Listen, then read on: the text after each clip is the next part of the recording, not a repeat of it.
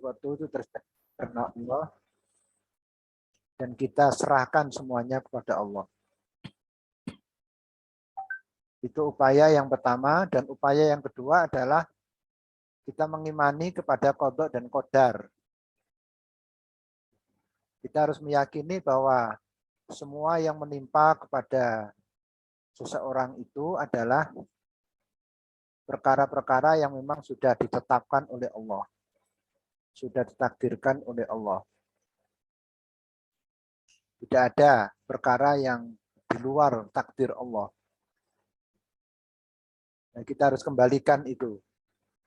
Kalau nanti terjadi sesuatu di tengah jalan, itu memang sesuatu yang sudah ditetapkan oleh Allah. Itu tidak ada terkait dengan adanya hal-hal yang menjadi kepercayaan kita bahwa itu akan terjadi kesialan. Ya, misalnya kita mau berangkat, tadi itu mau pergi di tengah jalan kita ketemu dengan ular, ketemu dengan binatang, sesuatu yang atau burung misalnya, ada suara-suara burung, ya, ada timbul kepercayaan yang enggak, maka segeralah kita kembalikan pada Allah. Bahwa apa yang terjadi ini adalah merupakan sesuatu yang pasti terjadi atas takdir Allah. Jadi kembalikan kepada keimanan kita terhadap takdir Allah. Itu yang kedua, Bapak Ibu. Nah, yang ketiga ini, segera kita berbaik sangka kepada Allah. Ya. Malah kita kebalikannya. Kita harus berbaik sangka. Tidak terjadi apa-apa. Ya. Justru yang terjadi adalah kebaikan dan kebaikan. Nah, tadi karena tiaroh itu berkaitan dengan sial, ya. Banyak masalah sial itu. Tapi sekarang kita gak balik aja. Tidak ada yang sial itu. Semuanya baik-baik saja. Ya, jadi kita lawan betul kepercayaan akan terjadinya sial itu dengan keyakinan bahwa akan terjadi kebaikan. Ya. Itu nama husnudzon kepada Allah ini namanya. Ya, saya ingat dalam suatu hadis Nabi itu Allah berfirman, Ana intadzoni abdi bi. Allah berfirman dalam hadis qudsi, aku menyertai prasangka hambaku kepadaku. Ya Allah itu menyertai apa yang menjadi persangkaan kita kepada Allah. Baik maupun buruk. Ya. Jadi kemungkinan bisa terjadi karena tadi kita sudah bersangkat buruk kepada Allah, mau berangkat sudah berburuk sangka, nanti akan terjadi begini dan begitu. Ternyata betul-betul terjadi. Itu diawali karena buruk sangka kita kepada Allah. Ya, karena Allah itu menyertai apa yang menjadi persangkaan hambanya. Kalau persangkaannya itu buruk terus, orang kalau dagang itu yang dipikirkan rugi, ya nanti akan terjadi rugi. Betul itu. Sebelum berangkat itu yang dipikirkan hanya negatif thinking saja. Terus aku ngerugi, aku ini. Bisa jadi terjadi itu. Karena dia telah berburuk sangka kepada Allah. Maka yang harus kita lakukan itu kebalikannya. Yaitu husnudzon kepada Allah. Berbaik sangka kepada Allah. Kalau Bapak Ibu mau tindakan itu sudah dipasang. Nanti saya akan lancar, saya akan selamat, saya akan mudah di perjalanan. Jadi yang baik-baik saja yang dipikirkan itu. Sehingga nanti Allah pun juga akan memberikan kemudahan, kelancaran dalam perjalanan kita. Nah, itu namanya husnudzon. Nah, untuk melawan tiaroh itu adalah tanamkan berbaik sangka kepada Allah. Lalu yang keempat, upaya kita yang keempat, kita harus mengingat bahaya tiaroh. Nah, ini pentingnya kita mengikuti kajian kan seperti ini. Mungkin selama ini kita nggak begitu ngerti itu apa tiaroh itu, ya, tidak begitu mendalami, cuma dengar-dengar saja misalnya. Nah sekarang kita tahu bahwa ternyata tiaroh itu bukan perkara yang boleh dianggap enteng ya. Tiaroh itu menyangkut keimanan kita. Tiaroh itu termasuk salah satu penyimpangan dalam perkara akidah. Tiaroh bisa menjerumuskan kita kepada dosa besar. Ya, minimal syirik kecil itu minimal. Bisa-bisa malah akhirnya menjadi syirik besar yang tidak diampuni oleh Allah. Nah, kita harus mengingat betul itu tentang peringatan-peringatan Rasulullah SAW mengenai bahaya tiaroh dan sekaligus juga keuntungan orang yang tidak pernah tiaroh. Seperti yang disebutkan di hadis di awal tentang 70 orang yang masuk surga tanpa hisab. Tanpa hisab itu satu di antara sifatnya adalah la yatatayyarun. Karena orang ini waktu di dunia tidak pernah memiliki kepercayaan tiaroh. Nah itu kita ingat tentang bahaya tiaroh dan termasuk di dalamnya keuntungan kalau orang itu tidak memiliki sifat tiaroh itu. Itu upaya kita untuk menghilangkan tiaroh itu. Begitu muncul kita ingat enggak itu dosa gede ini. Bisa syirik nanti saya malahan gitu ya. Segera kita bunuh, kita hilangkan itu. Astagfirullahaladzim, dan tawakal, kita serahkan semuanya kepada Allah. Semua kita yakin terhadap takdir. Bahkan kita husnudon, enggak malah nanti terjadi baik. Kalau mau dagang gitu insya Allah malah untung ingko. Senajan niki yang no pitik tarung misalnya. Semula itu ada muncul kepercayaan yang enggak, tapi enggak, ini salah ini. Percayaan saya keliru, segera dibuang jauh-jauh. Justru ini nanti akan membuat dagang saya laris ini nanti. Insya Allah laris malahan itu. Nah, gitu. Jadi tidak ada tiaroh-tiaroh itu. Lalu yang kelima itu bersungguh-sungguh Bapak Ibu. Nah ini mujahadah namanya. Jadi menghilangkan tiaroh itu harus sungguh-sungguh. Itu betul-betul ditanamkan dalam jiwa. Dan terus kita lawan. Ya, sampai tiaroh itu hilang total. Gitu ya. Kita jangan main-main dengan ini. Ya, enggak usah guyon-guyon. Enggak usah dibuat main-main ya. Pokoknya kita lawan betul ini. Kalau masih ada kita lawan terus itu ya. Ya.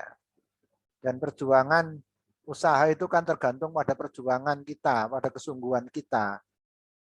Kalau orang itu menyerah dengan tiaroh ya akan terus dikuasai oleh tiaroh itu. Gitu. Misalnya orang mau mantu atau mau bikin rumah, diingat-ingat ternyata harinya itu pas hari apa ya, Selasa Pahing atau Jumat Pahing, atau sering orang itu menganggap hari kematian orang tuanya itu dianggap membawa sial ya, atau bulan Muharram, bulan Syuro itu dianggap membawa sial. Itu tiaroh namanya itu. Nah, itu harus kita lawan. Dan kita berusaha itu ya, melawan. Kalau perlu tidak hanya melawan diri sendiri, tapi juga melawan lingkungan itu ya. Memang nggak gampang itu ya.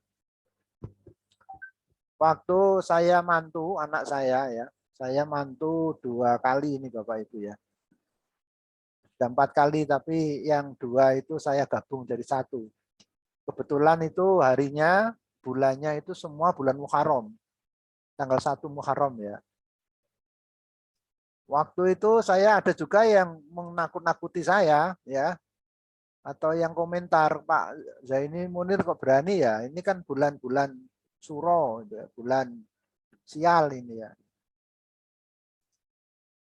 Nah, saya berjuang untuk melawan gitu ya.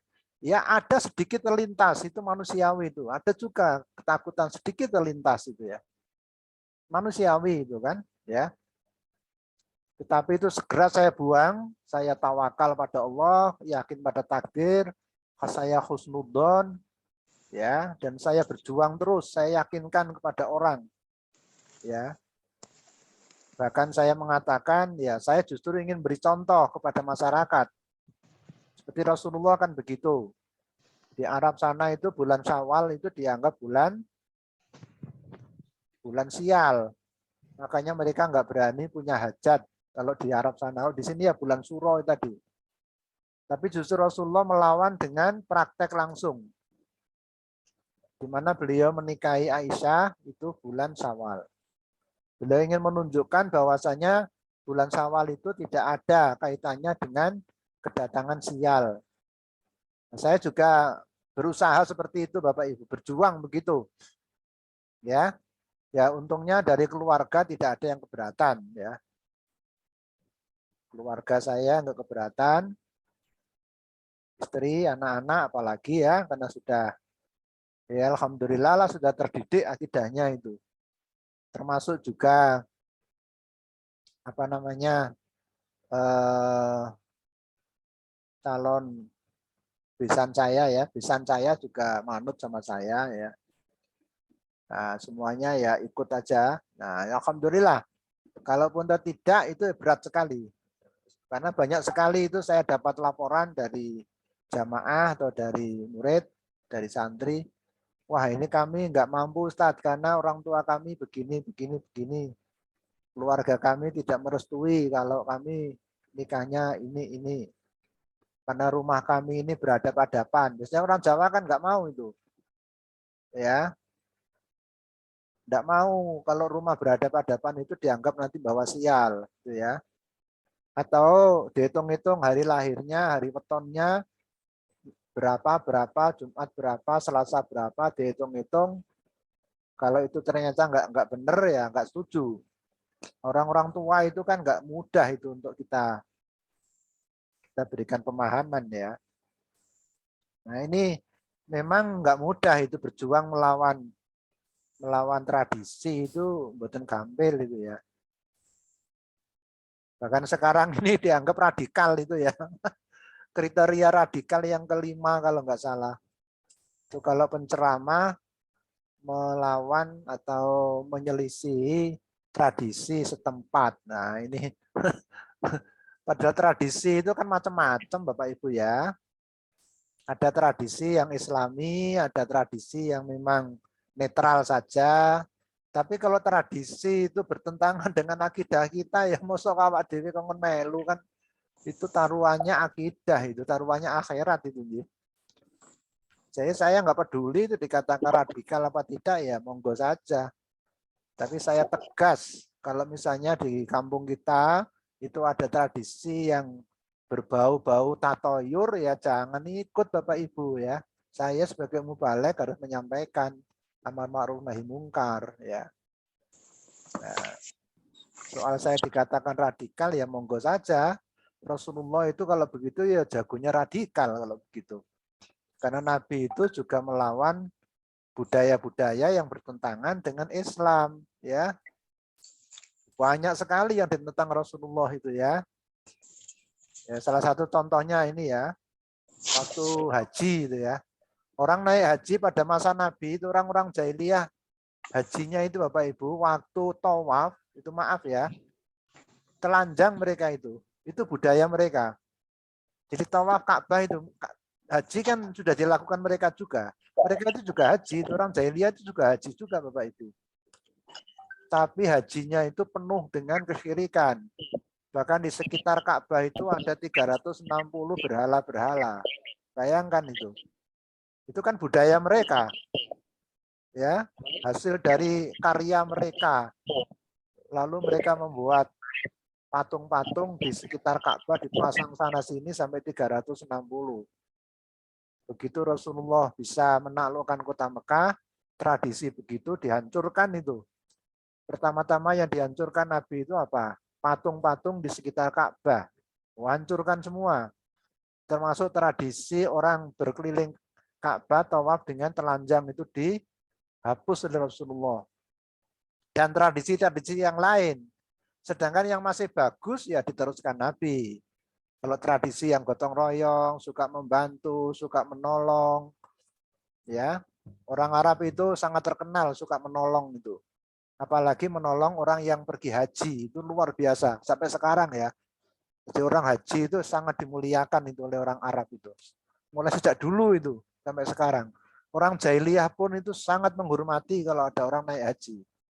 Yang seperti itu oleh Nabi diteruskan, ya, tidak dihancurkan.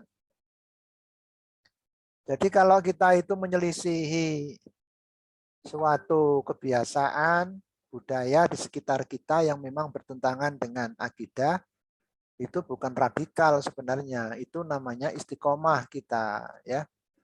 Kita istiqomah dengan ajaran Islam dan itu dijamin oleh Pancasila dan Undang-Undang Dasar pasal 29 ayat 1. Ya, orang istiqomah dengan ajaran Islam kok radikal bagaimana, ya? Termasuk di antara ajaran Islam itu kita menyelisihi budaya-budaya yang bertentangan dengan syariat Islam. Harus kita selisih, ya. Nah, jadi harus ada keberanian nih Bapak Ibu, mujahadah, ya. Itu kalau hitung-hitungannya kok kira-kira begini-begini, jenengan harus berani melawan. Melawan dalam arti tidak lalu fisik loh ya. Ya, tapi dari segi sikap kita. Ini mujahadah namanya. Lalu yang keenam, nah ini berdoa. Mohon pelindungan kepada Allah. Karena tiaroh itu termasuk bisikan setan. Nah, ini saya akan sampaikan beberapa doa untuk menjauhkan dan menghapus tiaroh. Ada dua doa ini ya. Doa yang pertama ini dari ya hadis riwayat Imam Ahmad ini, Abu Dawud ya. Abu Dawud di mana salah seorang sahabat menyebutkan tentang tiaroh di dekat Nabi Muhammad SAW. Lalu beliau mengatakan, ini Bapak Ibu pentingnya, yang saya katakan tadi, ahsanuha al-fa'lu. Justru yang terbaik itu harus optimis saja. Nah, jadi kalau tiaroh itu kan membuat orang pesimis, ya, suudon tadi. Nabi mengajarkan, kamu malah lebih baik optimis saja. Ya. Al-fa'lu itu optimis. Atau saya katakan tadi husnudon. Ya. Jadi jangan kamu menganggap sial, tapi justru sebaliknya kamu harus husnudon saja kepada Allah. Ini bulan Muharram, ini bulan sial, tidak, malah saya optimis. Karena bulan Muharram itu sepi, malah kalau kita pesan-pesan kursi itu lebih murah. Itu pengalaman saya kemarin. Karena do sepi itu saya dikasih murah. Ya itu kan kita udah sunudon aja, enggak usah. Jadi udah teruskan aja. Wala tarudu musliman. Jangan sampai membatalkan seorang muslim ketika dia tiaroh. Faidha ro'ahadukum mayakrahu. Lah ini doanya ya. Kalau seseorang di antara kamu melihat apa yang dia benci, nah, falyakul, maka berdoalah ini doanya. Ya, nah. Nih, kalau melihat sesuatu yang dibenci, ini doanya ini. Tadi itu misalnya lihat ada titik tarung, kita kan nggak suka itu, dah. Wah, ini nanti terjadi sesuatu. Nah, baca doa ini. Allahumma la ya'ti bil hasanati illa anta. Wa la yadfa'u sayyiati illa anta. Wa la haula wa la quwwata illa bika. Ini doanya ini Bapak Ibu. Ya. Jadi kalau kita melihat sesuatu yang kita benci, nah ini mas tadi kaitan dengan tiaroh tadi ya. Tiaroh itu kan sesuatu yang kita benci karena menimbulkan sial tadi itu. Ya. Jangan-jangan nanti terjadi begini, begitu, kalau saya buahin rumah nanti roboh karena ini pas harinya hari jelek. Kan sesuatu dibenci itu ya. Pas ini rebonya rebo paing atau selasa kliwon, wah engko aku rubuh rumahku iki ya. Menimbulkan sesuatu yang dibenci. Maka baca aja doa ini. Nah, ya, monggo dibaca ini. Allahumma la ya'ti bil hasanati illa anta. Wala yadfa'u sayyiati illa anta. Wala haula wala quwata illa bika. Ini saya tulis dengan bahasa Indonesia ya. Ini dengan bahasa Indonesia ini. Ini. Allahumma la ya'ti bil hasanati illa anta. Wala yadfa'u sayyiati illa anta. Wala haula wala quwata illa bika. Nah, ini ya.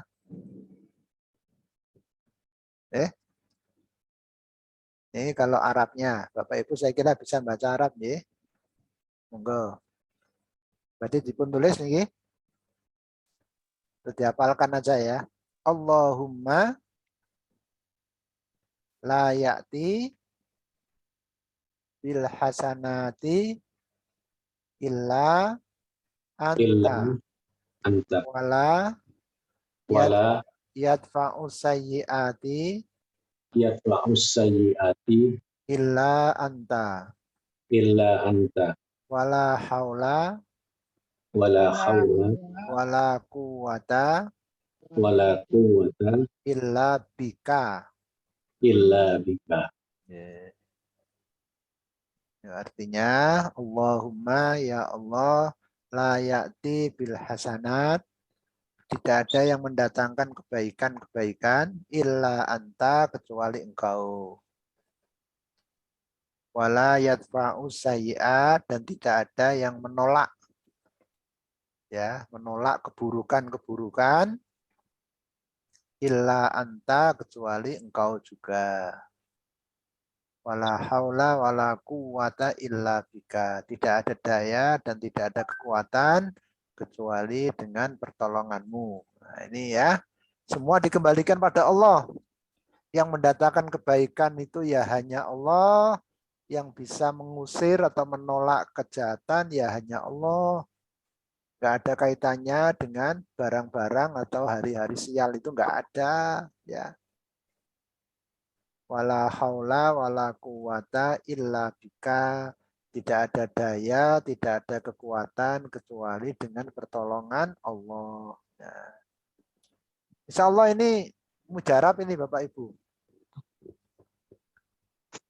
Ya, saya sudah menerapkan ini, mempraktekkan itu ya. Ya, kalau mau pergi, mau kemana-mana kok ada tanda-tanda yang bisa mempengaruhi jajah sial gitu. Saya baca aja ini ya. Allahumma la ya'ti bil hasanati illa anta wa la yadfa'u sayyiati illa anta wa la haula wa la quwata illa bika. Udah, berangkat. Serana apa-apa. Itu. Ya.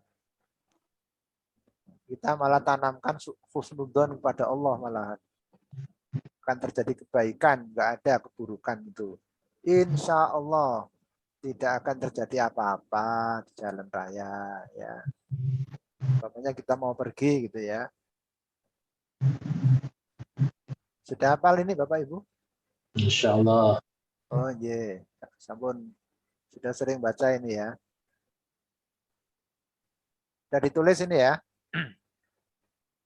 Sudah. Allahumma ya la ya'ti bil hasanati. Saya tuliskan di ini. Di WA sudah tak tuliskan, Pak. Oh iya. Sudah saya screenshot. Wala yadfa'u sayyiati illa anta wala haula wala quwata illa bika. Satu ini ya, kalau baru muncul ini. Nih. Nah, sekarang kalau sudah terlanjur bagaimana? Ini ada doanya lagi ini. Ya, bagaimana untuk menghilangkan? Ini kan untuk menolak ini ya, supaya nggak masuk. Untuk menghilangkan gimana? Ini kok bandel banget ini ya. Nah, ini hadis yang kedua ini, riwayat Ahmad ini. Dari Abdullah bin Amr, dia berkata, Rasulullah SAW bersabda, Man raddat huttiyaratu min hajatin faqad asyraka. Barang siapa yang tiaroh membuat dia menggagalkan keperluannya. Jadi tiaroh itu menggagalkan apa yang menjadi keperluannya. Mau ke pasar nggak jadi karena tiaroh. Lah itu baru fakot asyroka. Orang itu benar-benar telah syirik. Nah, ukurannya itu kalau mempengaruhi syirik dia. Lalu sahabat bertanya, ya Rasulullah, maka kafaratu dzalika. Bagaimana cara menghilangkan itu ya Rasulullah? Ya. Cara menghilangkannya gimana? Kafarat itu menghapus ya. Lalu Nabi ngendika ayyakula ahaduhum. Nah ini. Hendaklah seseorang mengucapkan nih. Ini doanya saya besarkan ya. Allahumma la khaira illa khairuka. Nah, pendek. Wala tayra illa tayruka. Wala ilaha ghairuka. Nah. Allahumma la khaira.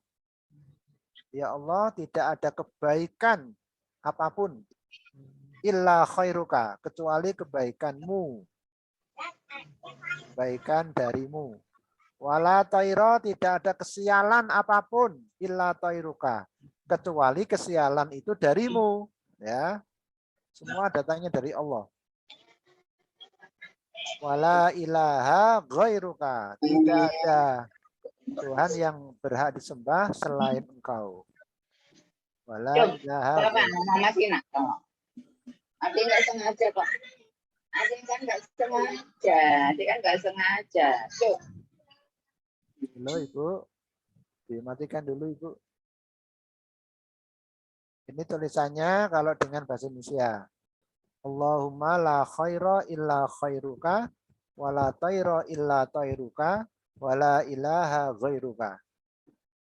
Nih, monggo ini dibaca ya. Bismillahirrahmanirrahim. Allahumma la khaira illa khairuka wala tayra illa tayruka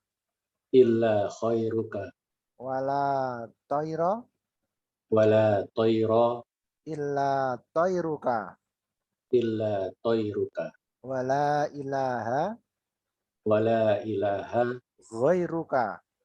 ghairuka. Ya. Lagi Allahumma la khaira illa khairuka. Allahumma la khaira illa khairuka. Wala tayra illa tayruka. Wala tayra illa tayruka. Wala ilaha ghairuka. Wala ilaha ghairuka. Ya. Diapalakan ya. Jadi ada dua tadi ya. Yang pertama tadi Allahumma la ya'ti bil hasanati illa anta wa la yadfa'u sayyiati illa anta wa la haula wa la quwata illa bika. Ini baru melihat, baru muncul ini ya, timbul sesuatu yang nanti ada sesuatu, ada peristiwa yang enggak kita sukai. Karena tiaroh itu kan akan menimbulkan kesialan tadi. Nah, kalau sudah di dalam, nah kita hapus dengan ini. Allahumma la khaira illa khairuka wa la tayra illa tayruka wa la ilaha ghairuka. Insyaallah Bapak Ibu mujarab ini. Ya. Assalamualaikum. Ya, waalaikumsalam. Mohon izin Pak Kiai, kalau Agus, ini ada cerita sedikit kalau berkenan Bapak Ibu, mohon izinnya Bapak Ibu juga. Jadi waktu anak-anak masih kecil-kecil, kami ada 3 orang anak ya, laki semua. Itu di suatu tempat tanpa sengaja ada orang yang sedang meramal. Seseorang begitu di tempat makan, tapi di tempat duduk yang sepi. Tiba-tiba orang itu melihat kami, dan ketika kami pulang, mereka mengatakan, wah senang ya anaknya, tapi hati-hati nanti ada yang kena 1.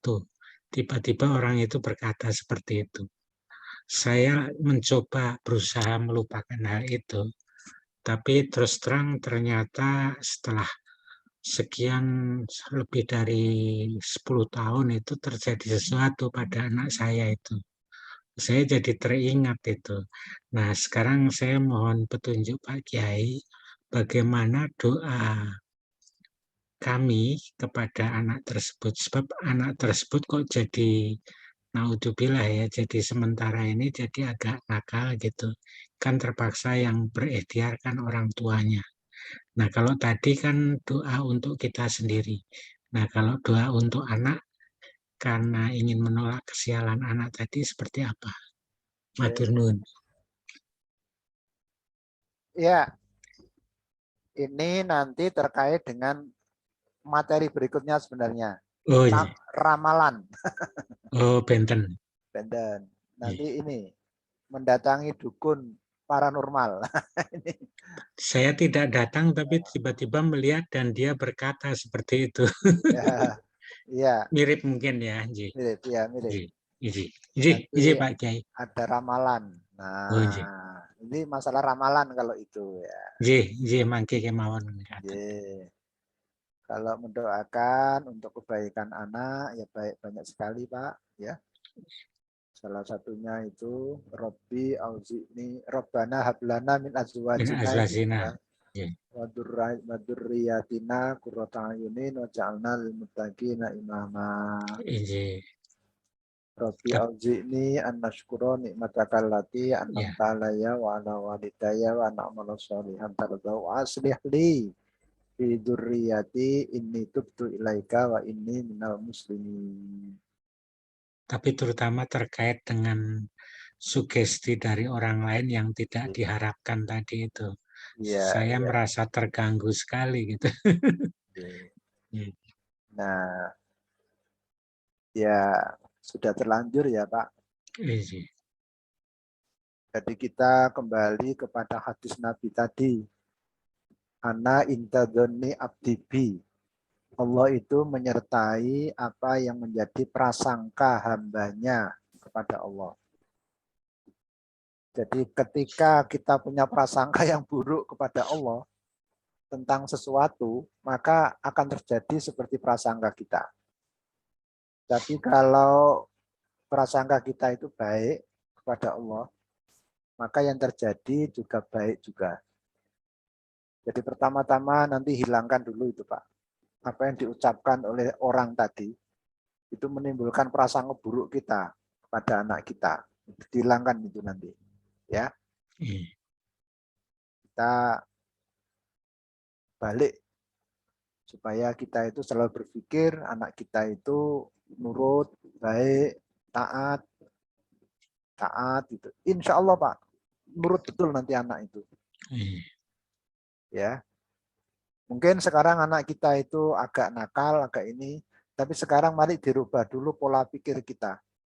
Ya, jadi anakku iki apik, taat, nah itu dulu. Allah akan membimbing. Insya Allah nanti akhirnya akan baik juga. Sama Pak, saya juga punya anak 4 juga sama. Enggak semuanya baik. Ya. Tapi saya selalu berusaha untuk memasang husnudzon kepada Allah.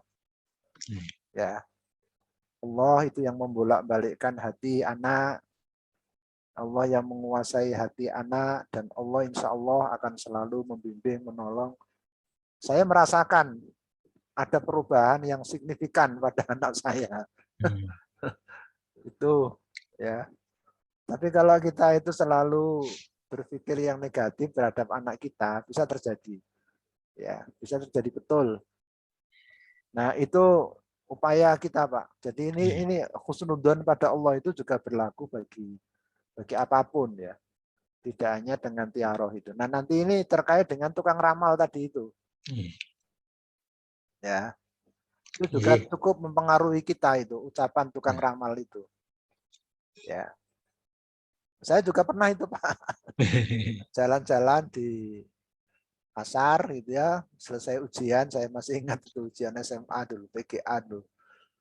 Saya nggak sengaja aja itu disuruh megang sesuatu, Oh ternyata tukang ramal dia. Saya diramal gini, tapi kan saya sudah ngaji. Ya, saya percaya, saya lari saja. Udah, tidak mempengaruhi saya. Gitu. Nah, sih kadang-kadang ucapan orang itu memang bisa mempengaruhi pola pikir kita. Akhirnya terus kalau itu baik sih akan muncul husnudzon. Tapi kalau itu jelek nanti akan muncul suudzon kepada Allah. Akhirnya terjadi betul seperti apa yang menjadi perkiraan kita. Nah, begitu juga Bapak Ibu, kesialan ini bisa jadi terjadi itu ya, bisa jadi ya. Bisa jadi ya. Jadi makanya jangan ragu-ragu kalau melawan nanti. Jangan ragu-ragu. Ya.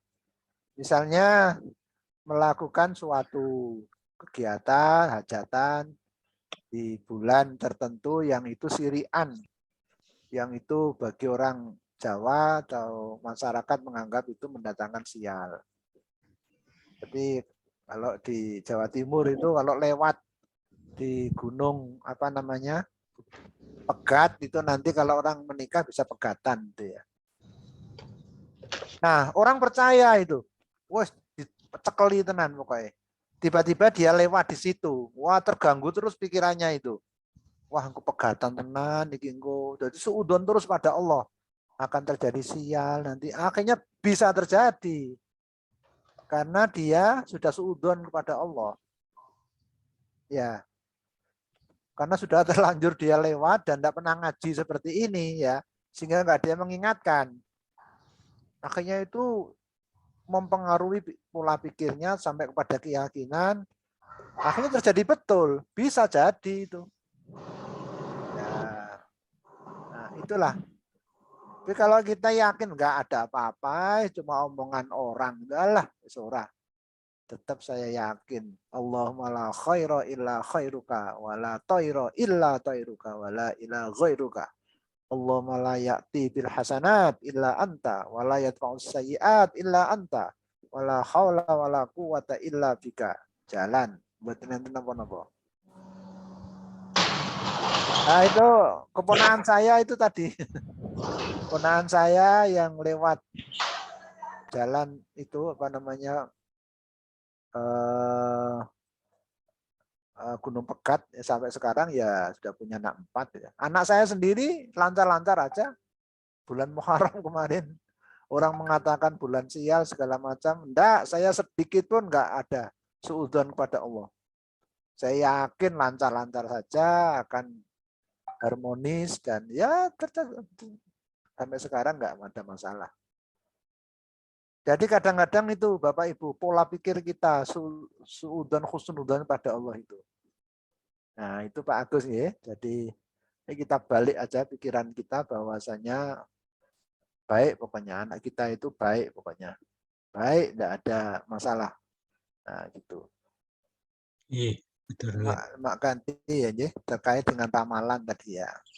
Untuk kembali ke tiara Bapak Ibu, sebelum saya lanjutkan barangkali ada yang ingin menyampaikan pertanyaan barangkali. Ini sudah selesai ini, tinggal ngapalkan dengan doa ini ya. PR ini. Tapi itu kalau dalam tradisi kita orang Jawa kan seperti ada burung apa namanya emprit gantil itu kan. Oh ada orang meninggal. Kalau di Jawa Barat jenis burungnya beda lagi itu.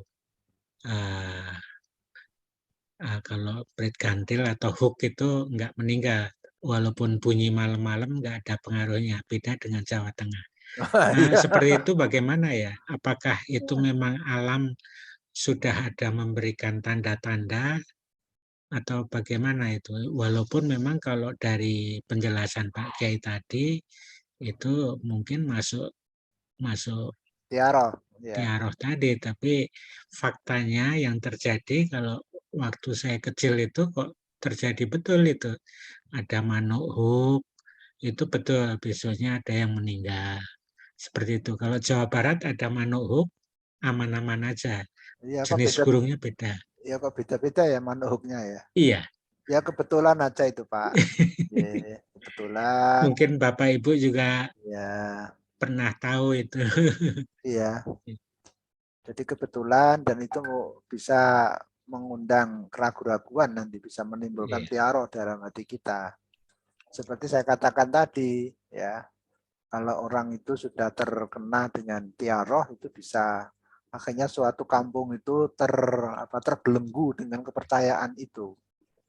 Ya, suatu kampung itu ada, kalau orang tidak menikah kok tidak keliling-keliling di satu pohon, itu nanti akan terjadi kecelakaan, akan sial. Akhirnya semuanya mesti keliling-keliling. Ada itu di desa sebelah di Jogja ini, ada itu. Tiap orang menikah itu mesti keliling-keliling dulu ke pohon tertentu. Ya. Kalau enggak nanti takut dengan sial. Ya. Itu enggak ada yang berani melawan itu ya. Akhirnya terbelenggu betul orang itu ya. Dan bisa jadi kalau ada yang tidak keliling-keliling, bisa jadi terjadi sesuatu, bisa jadi. Karena mereka sudah dikuasai oleh setan. Ya. Jadi dikuasai setan. Setan sudah menguasai betul itu di situ itu. Nah ini tantangan Bapak Ibu ya. Tantangan betul memang di masyarakat itu masih banyak seperti itu. Nah kita ya dah tidak usah ikut-ikutan, percaya ya. Sepanjang itu enggak ada keterangan dari Rasulullah ya mengenai rahasia-rahasia tertentu, kita tidak boleh percaya. Ini menyangkut perkara yang sifatnya gaib ya. Nah, gaib itu kita harus hati-hati ya. Nah itu ya. Oke, Sambun. Baik, sekarang Assalamualaikum Ustadz Munir. ada Pak Darmadi, enggak Pak? Darmadi Ustadz. Ya.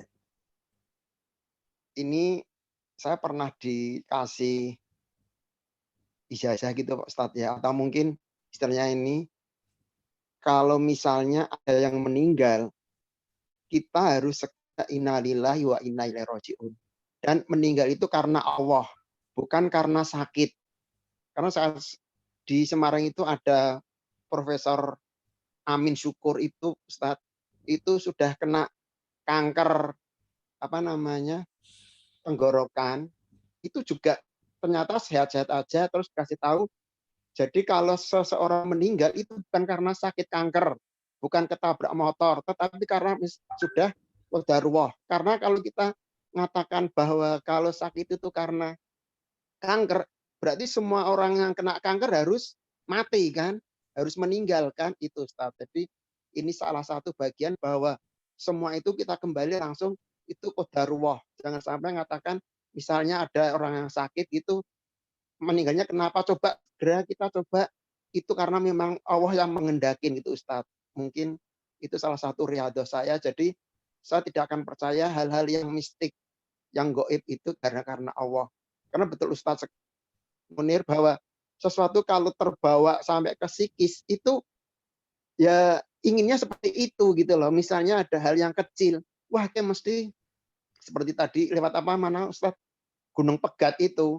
Hal yang harusnya tidak di ini langsung dia, aku kan ingin lewat Gunung Pegat, mesti pegat. Padahal menurut kita sebagai orang beriman kan minta sama Allah, ya Allah kalau misalnya ada masalah tolong bantu ya Allah, tolong selesaikan ya Allah, minta seperti itu. Tapi kalau menurut Ustaz tadi karena secara ini, oh iya aku ngene ya, mesti gini lah itu. Makanya kalau riyadhah saya kalau ada orang meninggal saya ditanya akan mengatakan sudah saatnya memang Allah mengendakin.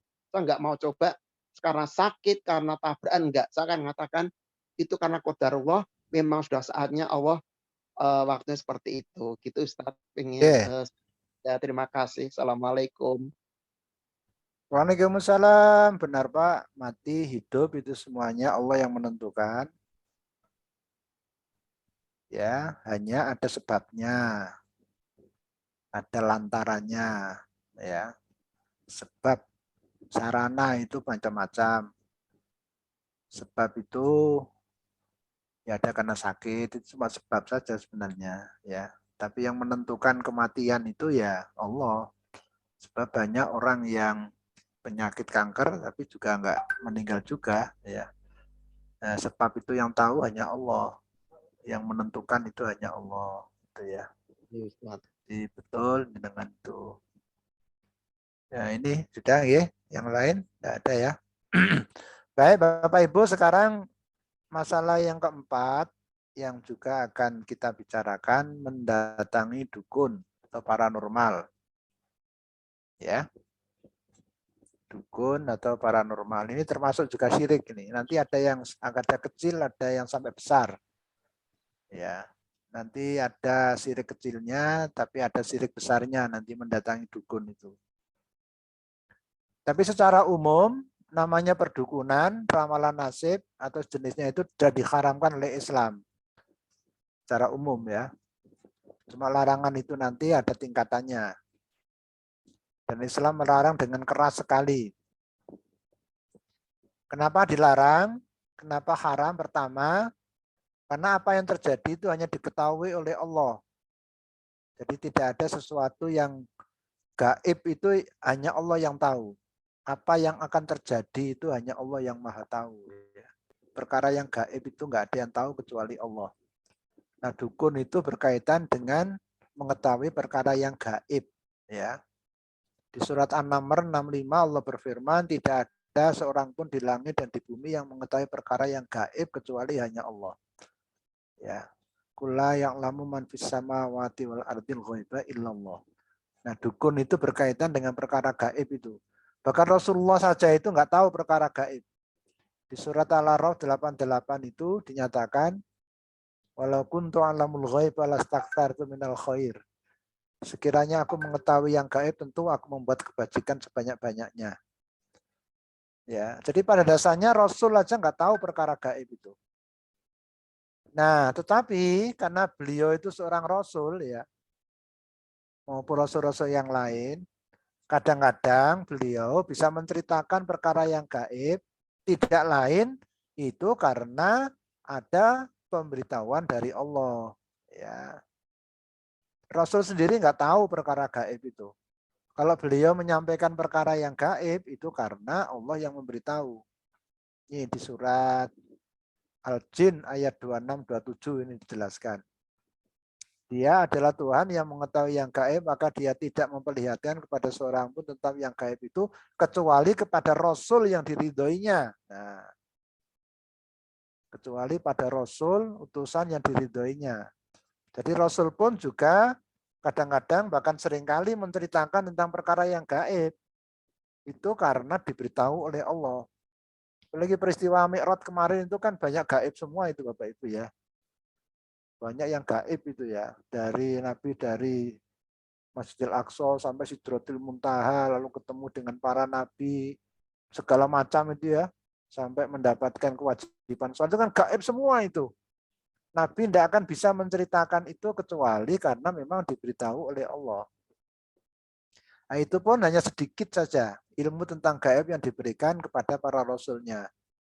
Ya, yang ini sekaligus juga menjadi mukjizat bagi para rasul itu untuk menunjukkan kalau mereka itu adalah rasul-rasul Allah. Bukan hanya Nabi kita saja, Nabi Isa juga bisa. Nabi Isa itu bahkan salah satu mukjizatnya itu bisa menceritakan apa yang ada di rumah yang dimakan orang. Itu kan gaib itu, tapi beliau bisa. Itu karena mendapat mukjizat. Nabi Musa juga begitu. Dengan demikian, maka orang yang meramal berarti telah mensejajarkan dirinya dengan Allah. Dalam hal ini menunjukkan kesyirikan. Karena yang tahu yang gaib itu hanya Allah, sementara ada tukang ramal yang menganggap dirinya tahu yang gaib, maka ini berarti dia sudah mempersekutukan pada Allah. Ya. Nah, mungkin Bapak Ibu ada pertanyaan, bagaimana kalau ramalan itu menjadi kenyataan? Nah, ini pertanyaannya. Ternyata yang diucapkan itu kok terbukti ya. Menjadi kenyataan itu ya. Ini pun juga tidak bisa jadi alasan kita mempercayai ya. Karena apa?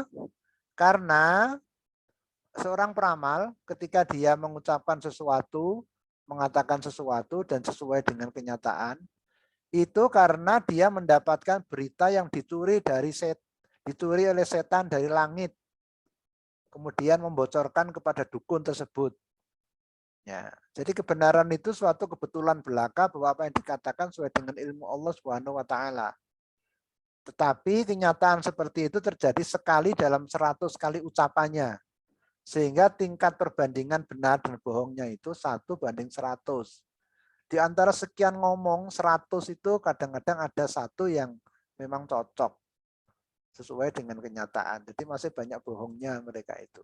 Yang penting di sini adalah memang apa yang diucapkan dukun-dukun itu kadang-kadang sesuai dengan kenyataan. Itu kita nggak usah heran itu ya. Nah, itu diceritakan oleh Nabi ya ini ya. Dalam satu hadis dari Urwah, dia mengatakan, Aisyah berkata, orang-orang bertanya kepada Rasulullah SAW tentang para kahin. Kahin itu dukun-dukun peramal Bapak Ibu. Maka Rasulullah mengatakan mereka tidak benar. Mereka tetap batil. Ya, dukun-dukun itu adalah orang-orang yang tidak benar. Lalu para sahabat mengatakan, wahai Rasulullah, sesungguhnya para kahin itu terkadang menceritakan sesuatu yang menjadi kenyataan. Kok kadang-kadang kok benar Nabi ya? Nah, ini kan faktanya kita sekarang itu. Faktanya itu ada benarnya ya Nabi itu ya. Lalu Rasulullah menjelaskan, itu adalah satu kalimat dari jin. Jin itu mencopet kalimat itu, ya mencopet ya. Kalimat itu lalu membisikkan pada telinga wali itu kekasihnya seperti berkoteknya ayam. Mencopet dari pembicaraan para malaikat ya. Jadi jin itu naik ke langit ya, mencuri dengar apa yang menjadi pembicaraan para malaikat. Sebagian dari jin itu ada yang dilempar dengan bintang-bintang, ada yang sampai mati, tapi ada jin-jin itu yang selamat. Ya, selamat sampai bawah. Nah, kemudian apa yang didengar itu disampaikan kepada dukun-dukun. Ya. Jadi ternyata betul sesuai kenyataannya. Kemudian para kahin ini mencampur pada kalimat itu lebih dari 100 kedustaan. Nah, ya, jadi dicampur aduk dengan 100 kedustaan. Artinya di antara 100 ucapannya itu memang ada yang sesuai dengan nyata, fakta itu ya. Namun demikian kita tetap tidak boleh mempercayai ya. Tetap saja orang tidak boleh mendatangi dukun-dukun peramal sekalipun apa yang diucapkan kadang-kadang itu merupakan suatu fakta. Bukan saya, bukan. Nah, jadi Bapak Ibu kalau kita perhatikan hadis di atas itu menceritakan tentang batilnya sihir dan perdukunan. Ya. Lalu yang kedua, kenapa kok nggak boleh? Karena dia berarti meminta bantuan kepada jin atau setan ya. Jadi tukang-tukang ramal itu adalah bekerja sama dengan jin. Jin yang jahat itu namanya setan ya. Nah ini, maka di dalam Al-Qur'an surat Al-Jin ayat 6 itu dikatakan wa annahu kana rijalun minal insi ya'uduna birijalin minal jinni fazaduhum rohaqo. Bahwasanya ada beberapa laki-laki di antara manusia meminta perlindungan kepada beberapa laki di antara jin. Maka jin-jin itu menambah bagi mereka rasa ketakutan. Jadi ada manusia-manusia yang bekerja sama, minta pertolongan, minta perlindungan pada jin-jin itu wonten itu ya. Ya, tapi justru jin itu menambah mereka rasa takut malahan ya. Karena tuntutannya jin itu macam-macam. Ya, disuruh ini, disuruh itu, suruh bakar ini, suruh menyembelih ini, itu. Ya, kan saya kira sering Bapak Ibu kita mendengar cerita orang-orang yang bermain-main dengan setan-setan itu akhirnya malah jadi hidupnya ini ya, kayak dikejar-kejar gitu ya. Ketika sampai menjelang meninggal pun juga begitu kesulitan sekali dia itu ya. Jadi betul-betul ada orang-orang seperti itu yang mereka waktu-waktu masih hidup itu atau masih sehat itu suka bermain-main, suka bekerja sama dengan setan-setan itu. Dan itu justru akan menyengsarakan sendiri itu ya. Itulah yang menyebabkan kenapa perdukunan itu tidak boleh. Yang pertama karena ada anggapan tahu perkara gaib, dan yang kedua itu karena ini berkaitan dengan minta perlindungan atau pertolongan kepada setan-setan. Itu makanya perdukunan itu sesuatu yang dilarang. Nah, Bapak Ibu sekalian, kalau kita lihat pada masa jahiliyah dulu ya, praktek sihir, ramal, perdukunan itu sudah dikenal pada waktu itu ya. Dan ini ada beberapa istilah yang dipakai ya, mungkin perlu kita ketahui ini ya. Karena di masyarakat kita juga banyak ini. Yang pertama istilahnya kahin ya. Kahin itu orang yang mengabarkan sesuatu yang akan terjadi di masa yang akan datang. Nah, ada yang mengatakan yang mengabarkan apa yang tersembunyi dalam kalbu. Jadi sesuatu yang akan datang itu diceritakan. Ya. Nanti begini, kamu akan terjadi begini. Nanti anakmu begini, kamu sendiri begini. Itu namanya kahin itu Bapak Ibu dalam bahasa Arabnya ya. Menceritakan sesuatu yang akan terjadi. Ada yang mengatakan dia itu bisa mencabarkan apa yang tersembunyi dalam hati. Dalam hati seseorang itu bisa ditebak. Begini-begini gitu ya. Ada lagi istilah arraf ya. Kalau arraf itu orang yang mengaku-ngaku mengetahui urusan tertentu melalui cara-cara tertentu. Dan ini dia mengetahui misalnya ada tempat barang yang dicuri atau hilang ya dengan menggunakan cara-cara tertentu. Semuanya gaib ini ya. Ya, jadi tidak ada kaitannya dengan polisi. Kalau polisi kan menggunakan cara-cara yang tidak gaib ya. Dengan reserse gitu ya. Tapi ini menggunakan praktek-praktek yang sifatnya gaib. Ada lagi namanya romal, itu juga ya istilah yang mengenai perdukunan itu. Kalau romal itu ya, kalau romal itu artinya kan pasir yang lembut itu. Kalau romal itu seorang tukang ramal yang menggaris-garis di pasir ya untuk meramal sesuatu. Dia menggaris-garis gitu ya. Ilmu ini disebut dengan tukang romal, bahasanya romal, jadi romal itu ya. Jadi pakai garis-garis ya di pasir atau di tanah gitu, kemudian menebak-nebak tentang nasib seseorang melalui itu. Ya. Ada lagi namanya munajim ya. Kalau munajim itu disebut ahli ilmu nujum. Ini berkaitan dengan bintang-bintang ya. Yang sering disebut dengan astrologi itu ya, astrolog gitu ya. Jadi meramal nasib dikaitkan dengan bintang-bintang ya. Misalnya ini biasanya ditanya hari kelahirannya ya. Lahirnya ini apa? Oh ini bintangnya bintang apa Virgo atau apa gitu Pak ya, Aries atau apa itu nama-nama bintang itu.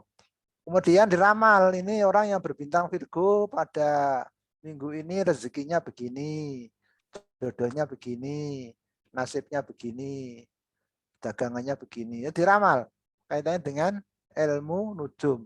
Ini juga sama ini juga termasuk peramalan juga. Ada istilah lain itu sahir, tukang sihir. Nah ini lebih jahat ini ya. Karena kalau sihir itu tidak hanya terkait dengan ramalan, bahkan identik dengan kejahatan. Ya. Nah ini Bapak Ibu sekalian dan masih banyak lagi istilah-istilah yang digunakan untuk menunjukkan tukang ramal. Sampai sekarang juga banyak itu. Maka Syekh Islam Ibnu Taimiyah itu menyimpulkan, ya, al-arraf adalah sebutan bagi kahin, munajim, romal, serta yang jenis. Jadi istilahnya yang baku itu al-arraf ini ya, arraf ini ya. Di dalamnya ada kahin, munajim, romal dan lain-lain. Ya, di mana semua itu berbicara dalam hal perkara-perkara yang gaib ya, dengan cara-cara yang tertentu gitu ya. Ya, jadi kalau kita istilahnya sekarang kan tukang ramal atau paranormal itu ya. Soal kahin, arwah semua itu istilah-istilah bahasa Arab ya. Nah sekarang bagaimana Bapak Ibu hukum mendatangi peramal ini ya? Mendatangi peramal ini sangat berbahaya Bapak Ibu. Ya, termasuk juga dalam hukum ini membaca ramalan bintang itu juga sama. Sekarang tidak mendatangi, tapi membaca ramalan bintang itu sama saja itu ya. Karena prinsipnya itu kan dia ingin tahu itu ya. Nah ini berbahaya sekali ya. Karena sekarang ini banyak juga di televisi atau di majalah-majalah orang meramal itu dengan bintang-bintang atau dengan yang lain-lain itu. Nah, kalau mendatanginya ini hukumnya ada 1, 2, 3, 4 Bapak Ibu ya. Ada 4 hukumnya ini ya. Mulai dari syirik besar sampai nanti berdosa. Bahkan ada yang boleh nanti ya. Ada yang mendatangi tukang ramal boleh itu ada nanti hukum yang terakhir itu nanti boleh. Gitu ya. Sekarang saya mulai dari yang pertama dulu. Mendatangi dengan membenarkan tukang ramal dalam segala hal dengan keyakinan bahwa tukang ramal itu mengetahui dengan sendirinya, bukan setan yang mengabarkan. Nah seperti ini kafir Bapak Ibu. Jadi dia meyakini bahwa si tukang ramal itu adalah tahu perkara gaib. Bukan karena dia mendapatkan berita dari setan. Tapi memang dia itu tahu perkara gaib. Wah, kalau seperti ini dosanya sama dengan syirik besar ini. Karena berarti orang itu meyakini selain Allah ada yang tahu perkara gaib, yaitu si tukang ramal. Kalau itu keyakinannya orang terhadap tukang ramal, maka ini termasuk syirik besar. Nah, hati-hati ini ya. Karena seperti yang tadi sudah saya katakan bahwa yang tahu perkara gaib itu hanya Allah. Di Al-An'am 59, di An-Naml 65 ya. Ini.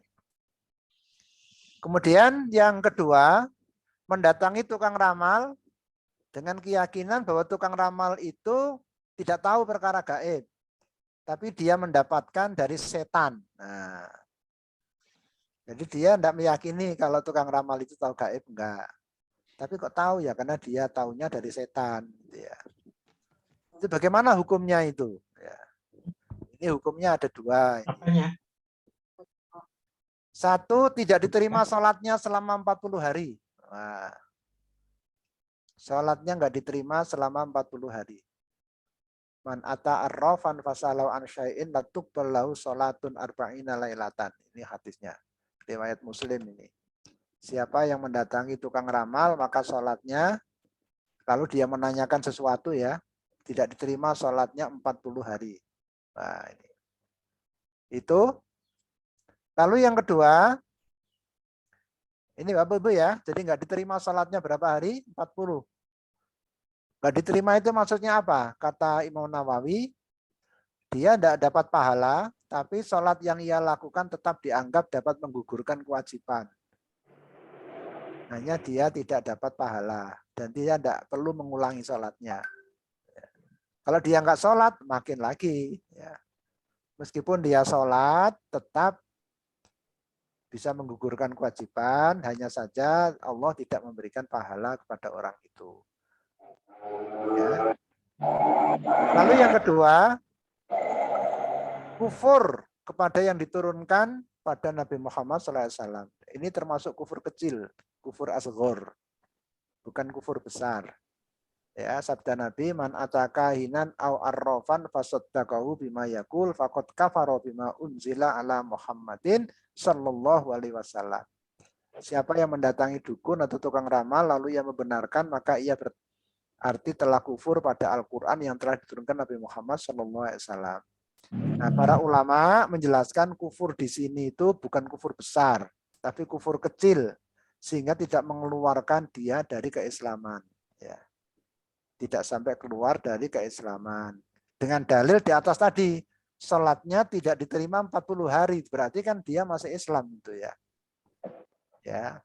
Karena dia masih meyakini Allah itu yang tahu gaib, dia masih meyakini itu. Masih yakin bahwa Allah lah satu-satunya yang tahu perkara gaib, dia mendatangi dukun itu ya. Ya. Bahwa dia ingin tanya dan dukun itu diyakini mendapatkan dari setan. Nah, itu nggak boleh itu. Meskipun dia seperti itu, tetap saja orang itu bersalah ya. Itu ya. Lalu yang ketiga, mendatangi tukang ramal namun tidak membenarkan. Ya. Ya, tidak tanya, tidak membenarkan. Ya. Termasuk cuma sekedar membaca ramalan bintang. Ditanya kok moco-moco apa? Ya moco-moco lah, menghiburan. Membenarkan ya tidak juga, saya nggak benarkan cuma moco-moco. Ini pun dihukumi haram Bapak Ibu, ya haram, karena nanti bisa menjerumuskan kepada kekufuran nanti itu. Ya, dalilnya ini hadis Nabi ini, hadis riwayat Muslim 537. Wa inna minna rijalan ya'tunal kuhan. Jadi sahabat ini tanya pada Nabi, Nabi, di antara kami ini ada yang mendatangi tukang-tukang dukun, tukang-tukang ramal. Itu pun Nabi. Nabi ngendika, fala ta'tihim, jangan kamu mendatangi mereka. Nah, meskipun kamu tidak tanya, tidak percaya, tapi datang itu tidak usah.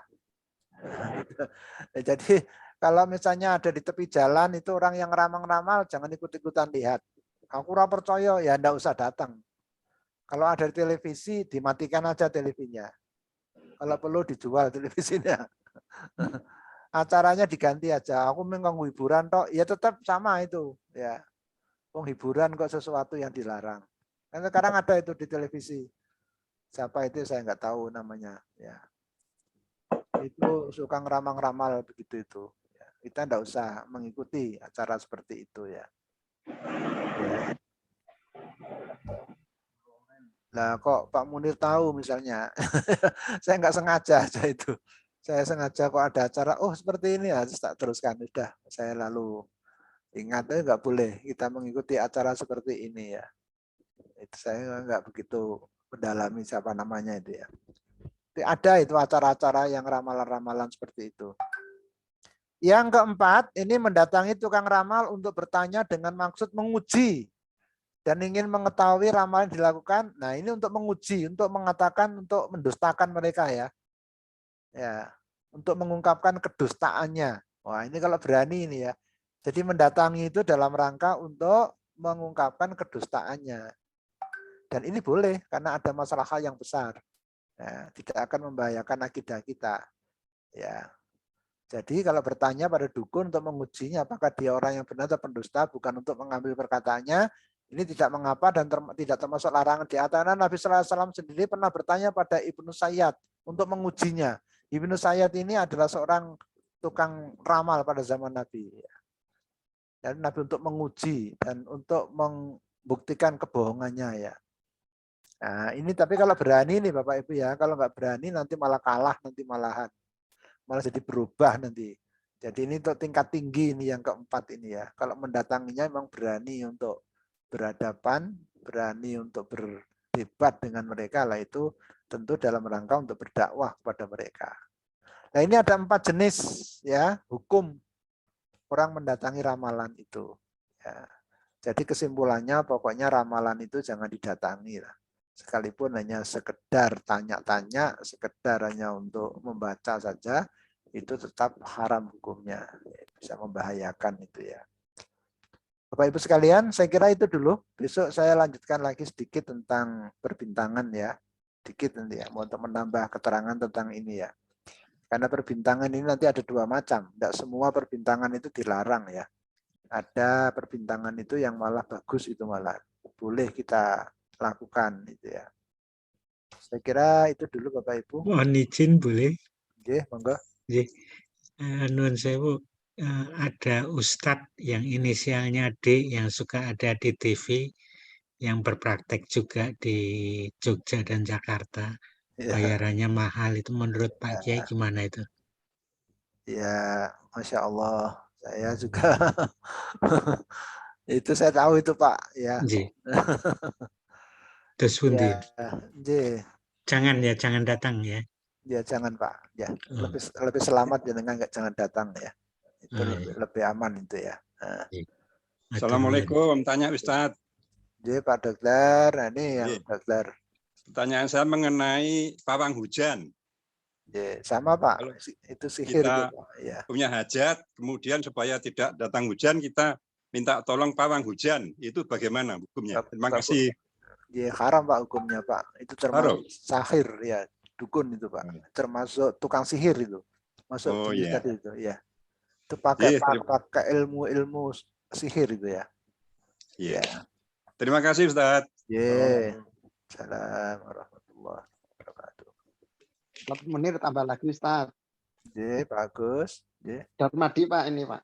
Pak Darmadi, Ustaz, ini bagaimana orang yang mengajak Ustaz? Mengajak untuk mendatangin ke dukun atau tukang ramal gitu Ustaz. Ya. Ini masuk kategori yang mana? Mengajaknya dalam rangka untuk apa? Datang saja atau mau mendebat? Jadi misalnya gini Ustaz. Misalnya ada orang yang mau menikah gitu ya Ustaz ya. Terus diajak ke dukun atau orang bisa ngitung itu loh Ustaz. Ya, ini sebaiknya datangnya hari ini. Ya. Hukumnya orang yang ngajak itu di mana Ustaz? Ya, jelas itu mengajak kepada kemusyrikan ya. Dan kita wajib menolak Bapak Ibu. Kalau ada orang mengajak seperti itu, kita tolak.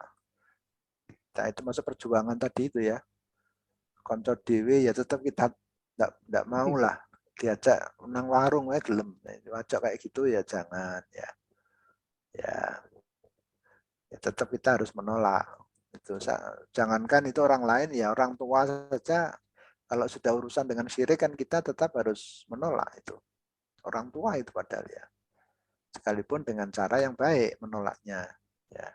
Kalau ada menyangkut masalah kemusyrikan itu kita dengan siapapun tidak boleh kita menurut atau mengikuti. Cuma sekedar ben nyenengke, ben ya tidak usah nyenengke, cara lain saja dengan cara seperti ini. Masih banyak cara yang bisa kita gunakan untuk menyenangkan orang yang itu dibenarkan, bukan dengan cara-cara kemusyrikan ini. Yes, Ustaz. Syukran, Ustaz. Bapak Ibu sekalian, saya kira itu dulu ya yang saya sampaikan. Mudah-mudahan ada manfaatnya. Insya Allah kita ketemu lagi hari Sabtu yang akan datang. Saya kembalikan kepada Mas Hawari. Assalamualaikum warahmatullahi wabarakatuh. Waalaikumsalam warahmatullahi wabarakatuh. Matur nuwun Ustaz. Alhamdulillah matur nuwun. Jazakumullah Ustaz Zaini Munir atas pemaparannya materi nasihat. Pada sore hari ini kita tutup Bapak Ibu dengan hamdalah dan doa serah belajar.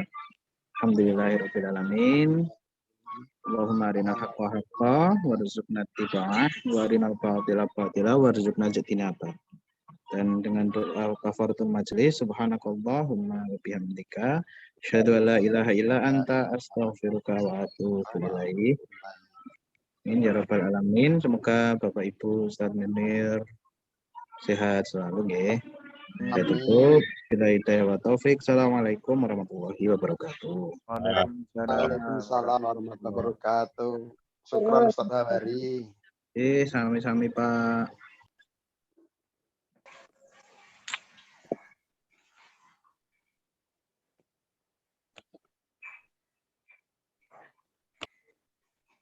Listrik yo nopo sih?